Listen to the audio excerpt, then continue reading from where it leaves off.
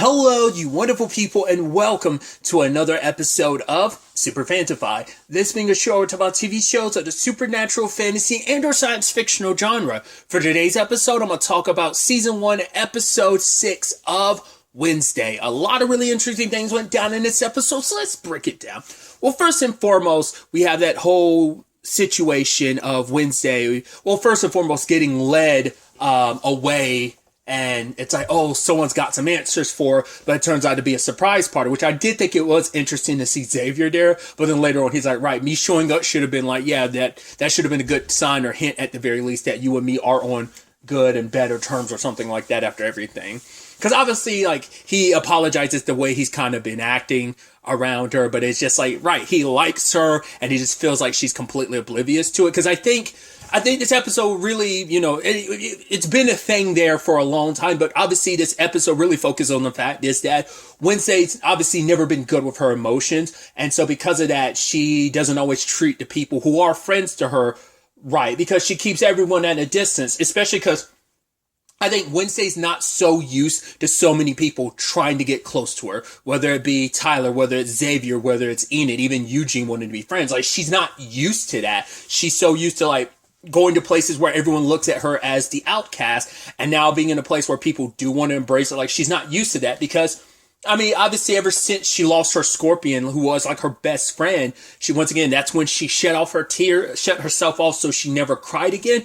But it was also the last time she probably let herself get really close to someone. And obviously her and Morticia have only just like fixed their relationship, as she kind of tells her therapist later, like, yeah, we spent some bonding time together. But either way, Wednesday has been trying to get in contact with Goody because she's the only one that can explain to Wednesday how to control her powers, but it's not until she was in Joseph Crackstone's tomb and touched a message that says, fire will rain, and the rest of it is, I will rise. Fire will rain was burned into the lawn of the Nevermore's, like, courtyard or whatever. So it's like, cool, so there's another part of this message, but the moment she touches it, that's when she runs into Goody, and Goody's like, right, Crackstone will return. So it seems like this is all about resurrecting him so that he can fulfill his promise of murdering all of the outcasts. And obviously this does seem like it does tie into the Gates family. Now, whether this was always a thing with the Gates family or whether it's something that's only happened in more recent years is unclear. What I mean by that is, like, right, with the Gates family up until, like, I mean, I'm sure, obviously 32 years ago was like a turning point because of the whole Garrett situation, but especially because that family once again had an issue because that property that Nevermore was built on, they're like, right, that's supposed to be ours like 200 years ago. That's why I kept being like, I think the Gates and the Crackstones are like related. There's something there. They might be like a hidden name type of situation of like, yeah, that was our name years and years ago, but we changed our name to kind of hide our identity because Crackstone was viewed a certain way. Maybe that's why they want to distance themselves from it, or maybe they weren't aware. Maybe like an ancestor at some point in time changed the name and they became the Gates instead of the Crackstones.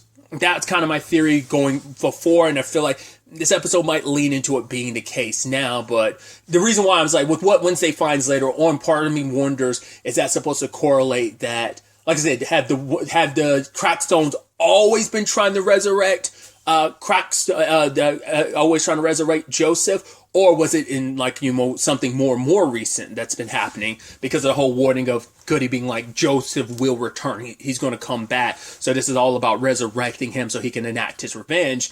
And the Gates family, as we know, at least the father, you can only assume the rest of the family kind of felt the same way, was about going after the outcast.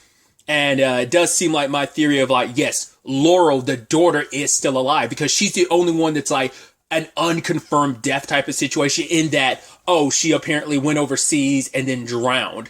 But even the mayor Walker, ended up getting her death certificate just to clarify. But I'm like, yeah, that's easy enough to fake. My theory at the time was like, it's got to be Thornhill. But now in retrospect, I'm like, oh, well, it's probably, at the very least, it might be another red herring. But at the very least, it might be Wednesday's therapist. So that might lend itself nicely in twofold. One, well, there's at least two people we're aware of who go to her for therapy. We know it's Tyler and it's Wednesday. if you notice, when she went to visit Eugene, she had very specific flowers there to give to Eugene. Same one Wednesday finds in the Gates home later on. So I think, especially because, like, right, Laurel is a blonde, and because I was just like, right, Thornhill could have just as easily like dyed her hair or something over the years. But then I'm like, it might be a thing of, I'm my number one suspect now. Well, it's still back and forth. There's a part of in the back of my mind like, oh, it's got to be, it might be Thornhill. But now the therapist has risen to like a top number one suspect. But the reason why I was also saying like it's interesting because we already know one of her other clients is Tyler, and Tyler's got a lot of unresolved issues. Granted, he gets attacked by the monster, quote unquote.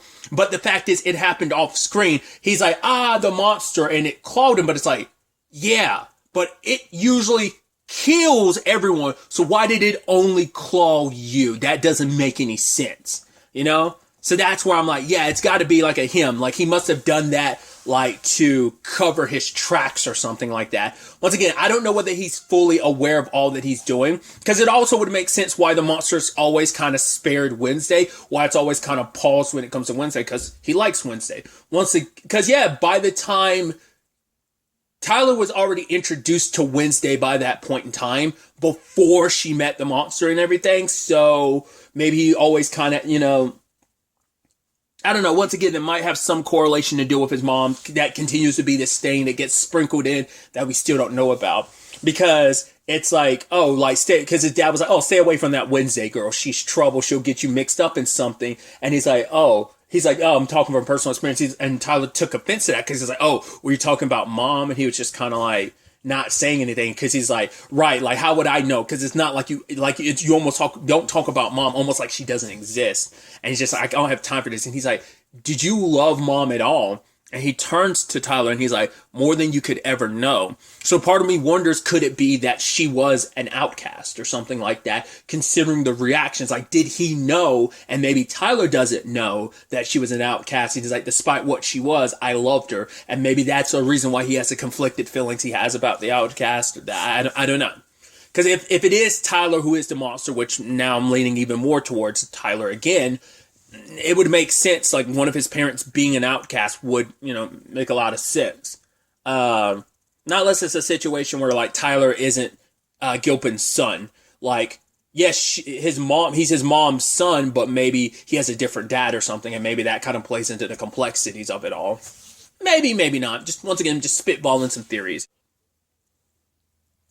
I do think it is really sweet that Wednesday does go to continue visiting Eugene. And the fact is that she's opening up to him about everything, about what like Goody's words actually kind of hitting her a lot harder than she thought they initially were going to. But obviously her therapist walked in and be like, oh, who's Goody? It's like, well, Goody's my cousin, very distant cousin. And it's like, right. But she's like, I'm still the cold-hearted person I was when we first met. It's like, but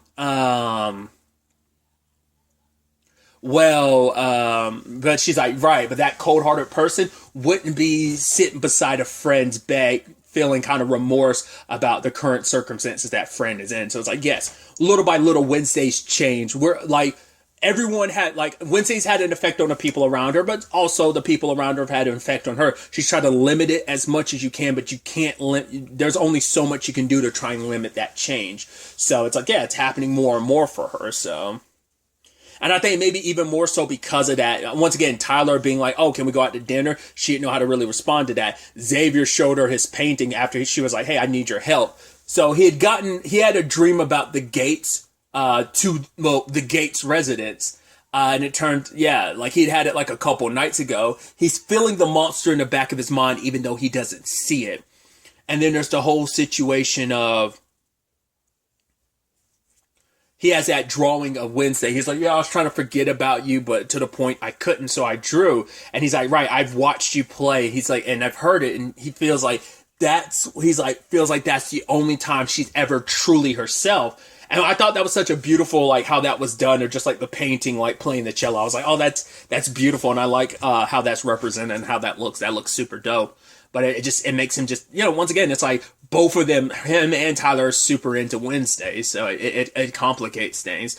And I think, once again, Wednesday doesn't know how to really handle that because Enid gets mad at her later on, but it's like, yeah, she doesn't really know how to handle being around people who actually like her. She doesn't know how to really do that. Like, yeah, her whole thing is like pushing people away and scaring people. And when people actually kind of like her, it scares her in turn because it's not, emotions is something she's kind of cast herself away from. But it's like, yeah, it's always been there. It's just she's buried it so deep. And now it's kind of coming to the surface and she's trying so hard to push it back down. Because she ends up convincing Enid to kind of like, hey, I'm in trouble and I can't sneak out anymore. Because the last time she snuck out, she found herself in the middle of kind of almost an attempted murder. Well, not almost, a straight up attempted murder case. Because she showed up at the Gates residence. The mayor was coming out because he found something. He was trying to let the sheriff know. Once again, timing again and again, because he called the sheriff directly, and then all of a sudden, bam, the sheriff gets hit. I mean, the mayor gets hit by a car. What had happened before? Wednesday went to him about some evidence from the cave. That same very episode, someone like, so whoever it is that has direct connection to the sheriff is behind all this. Well, the therapist, she has a somewhat direct connection because if Tyler is the monster, and once again, maybe he doesn't even realize, well, it would make sense because it could be, the Jackal and Mr. Hyde of it all. They're just like, because some iterations, they eventually become aware of each other, but he could still be at that stage where he doesn't recognize it.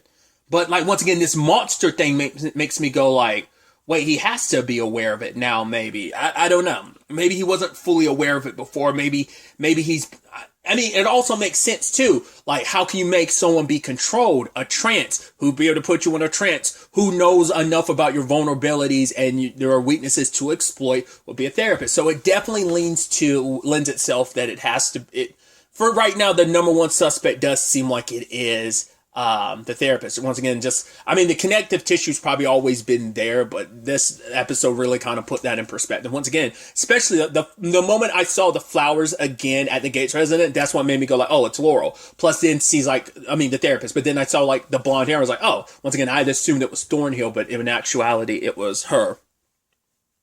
Maybe, potentially. We'll see. I still don't, if that's the case though, we still don't 100% know what Thornhill's whole circumstances are. She did try to give Wednesday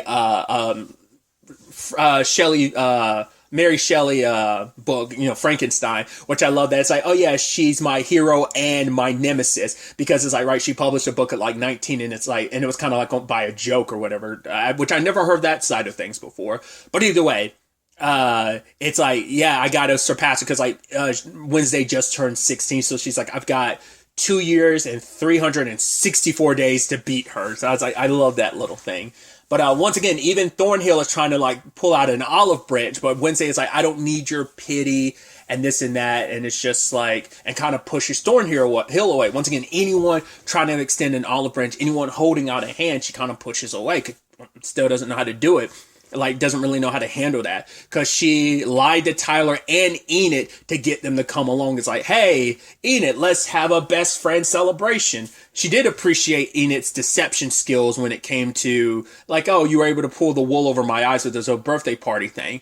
But also it's like, oh, you came up with a good lie. Like, I am rubbing off on you, but also convincing Tyler like it was a date. It's like, yeah, you could tell Enid was really upset the moment that whole thing went down and Enid was like, hey, like, oh, like you really care. It's like, you keep dragging me into these situations because I think Wednesday's afraid to admit, I don't want to go it alone. I do want to have people by my side. She wants to have her Scooby gang, but it's still also like, right.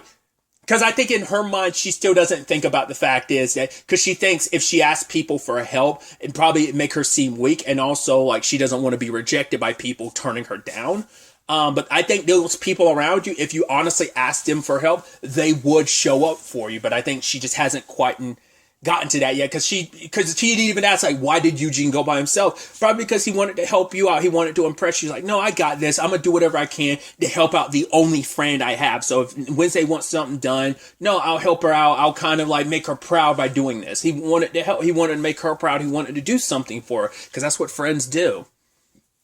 So sadly, she kind of dragged Tyler and Eden into that situation. And I obviously they found Laurel's room and it's so pristine. So I guess she's been staying there again, cleaned it up and everything. It makes, because I was wondering to some extent, yeah, it has to be like that person's just been, well, because we know Thornhill has been back like a year and like a half or something like that. We have no idea how long that therapist has been living in that town, so could be some correlation there. I'm just putting it on the therapist, but there could be like a triple way like mix up there. It could be, not unless we find out Thornhill's the one that's got the whole Jekyll and Hyde thing going on. But I feel like those three in particular, there's something there. There's some kind of connection there that even Thornhill might have a role to play in whatever like might be between Tyler and the therapist. We'll have to wait and see. So kind of have to adjust things kind of with that in mind. But I talked about it before about potentially trying to summon Crackstone because they end up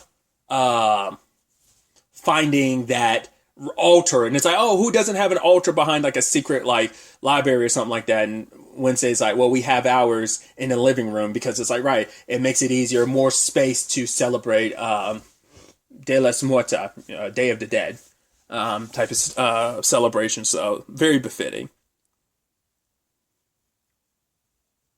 She also lost her snood that Enid worked so hard on making, which I love that she purposely left it at the water vein. And it's like, oh, I left it at fencing. And it's like, no, luckily Bianca brought it back because you actually left it at the water vein. It's like, oh, yeah, I'm so happy because she was like, no, I should wear this on special occasions like a funeral, so, but ended up kind of sacrificing it to keep the dumbwaiter door from opening. They luckily escaped from the monster, found all the body parts at the bottom. Like, I guess maybe they're part of the ritual, because I'm like, why are you surgically collecting body parts? But now now I'm sitting here like, oh my God, you idiot. Body parts for a body. Like, they're resurrecting him. Like, whether he'll be a full-blown zombie or not, we're going full-blown Full Metal Alchemist to some extent. It's like, right, some version of like a, alchemy equivalent exchange thing here. Like, oh, you want to bring someone back like a homunculi and stuff. Like, obviously, like the whole thing was like, oh, these body parts have to be like sacrificed to actually make a body. And obviously it made that whole homunculi complication for Ed and Al. But yeah, what happened? Al lost his entire body. Ed lost an arm and a leg. So, because it's supposed to be representative like a human body. So that's why this person is doing that. They're surgically taking stuff from people because they're trying to stitch a body together, which would lend itself very nicely to Thornhill, especially her giving Wednesday a Frankenstein book. Oh, what did Victor Frankenstein do? Oh, he stitched together dead bodies to make his monster. So there's definitely a correlation there, which obviously it's a mixture of different things, because there's the Frankenstein thing, then there's the Jekyll and Mr. Hyde of it all too. So I'm surprised that it's not until just now, because even seeing in the episode and it correlate, I was like, oh, why'd you need the body parts, until I said it out loud, because you're trying to make a body. It's like, that makes perfect sense. So that seems like that might most likely be, because I was like, yeah, why? Because obviously it's like the mastermind behind this is collecting the body parts, because the monster would have no need for that. So that's why they made sure to take the body parts with them, because they're still needed for the resurrection process for Crackstone. Either way, obviously she's trying to work with the sheriff, especially because they're on better terms now, especially as everything between him and Gomez has been resolved last episode. But obviously there's the whole situation of Tyler getting hurt makes him want to keep her at a distance. It's like, right, if she had called the sheriff sooner, maybe he could have gotten down there and they could have maybe kept an eye on the place until he got there to make sure none of the evidence was taken. But they had to get Tyler out of there. Luckily Xavier showed up when he did, just because he wanted to talk to Wednesday, and Thing pointed him in the right direction. The point was to kind of make people still think she was there by typing on the typewriter.